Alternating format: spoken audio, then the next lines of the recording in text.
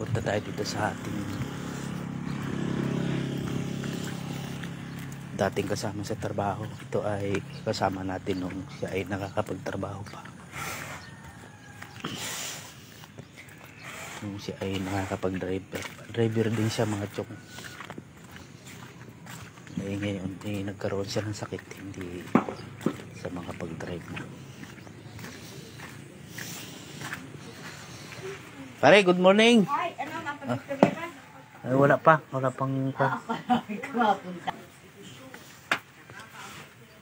ayan mga chong, ang aking kumpare oh. Ayan ito. Dating katrabaho yan mga chong. Ngayon ay siya ay nagkasakit. Siya ay hindi maintindihan kung anong naging sakit na tumama sa kanya. Bagang stroke yata, stroke. Ay dahil sa wala rin katulad ko rin wala. Hindi may pagamot ng ayos kaya hindi na nalaman kung anong talagang kanya naging sakit. Siya ay malakas naman ang body pero siya ay hindi man makabangon. Para siyang nabalda, na pulyo. Ang pakiramdam daw niya ay parang may ang kanyang katawan. Kaya hindi siya makakuha. Malinaw naman ang kanyang, malinaw ang mata, malinaw ang isip. Ayos naman kumain. Hindi na lamang talagang hindi siya makabangon.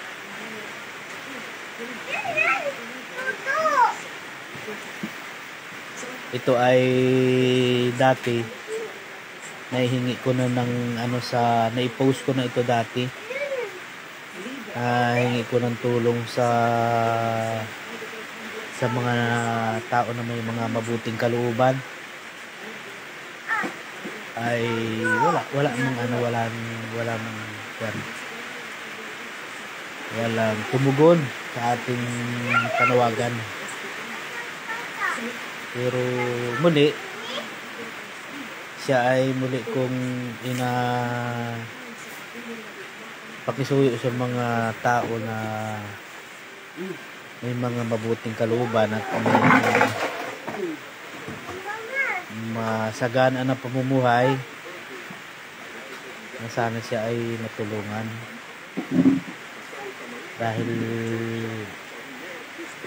sila ay talagang kapos sa kanilang pamumuhay. Wala sila talagang hindi sila makapaghanap buhay dahil mag-asawa silang may edad na. Tapos mayroon siyang alaga na apo na maliit pa. Ayan yan. Alaga nila yan, silang nagabuhay dyan. Tapos yan ang kanyang misis, may kapansanan din, hirap siyang lumakad mga chong. Kaya sabi ko nga bilang creator, bilang nagpo-post na ganito sa mga social media, ito na nga may tulong ko sa kanya kung sakaling may mga tao na maawa sa kanya o yung may mga mabuting kalooban na gustong tumulong sa kanya ay papasalamatan po niya ng walang hanggan at talagang tatanawin niyang malaking utang na loob.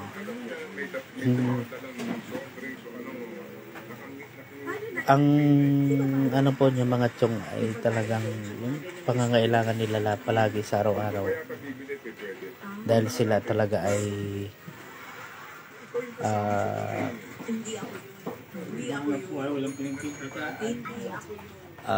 naasa din laan sa bigay ng mga iba na mga naawa sa kanila na hindi mo sila makapaghanap buhay mga chong. Pare, magsalita ikaw kung anong ay ikaw, di may ka ng sa mga tao Dahil dito, maraming makakapanood dito pag yan mga chong ang kanyang kalagayan. Araw-araw siyang nakaganyan, pagulong-gulong laan siya dyan. Pag siya nakain, may sinusubuan laan siya, binabangon pagka yung naiinip, nalagay sa wheelchair, punta sa labas. Yan mga chong. Kaya sana naman po ay may maawa sa kanya. Kahit yung ang araw-araw pang pininsa lang po niya. Yun pong kanyang diaper araw-araw talagang kailangan niya sa araw-araw. Hindi naman sa pag-ano mga chong, siya ay sa kanyang katayuan na yan, siya ay talagang nakakaranas na hindi nakain siya naman, hindi minsan walang ulam dahil nga sa ganyang kalagayan. Kami naman hindi naman yun, pag minsan ay kahit pa paano ay nabibigyan namin siya pag minsan, hindi naman palagi dahil katulad ko, ang biyahe namin yun ay medyo mahina sa ngayon, kaya mahina ang kita, kulang pa rin sa aming pamilya. Yan mga chong. Sana po may makapanood na may mabuting kalooban at may mabuting puso. Sana po ay siya ay matulungan. Pare, humingi ka ng tulong sa ibang part. Pare, magsalita ka. Ako'y humingi po sa tulong ninyo. Ako ng pagpacheck up mo lang ako.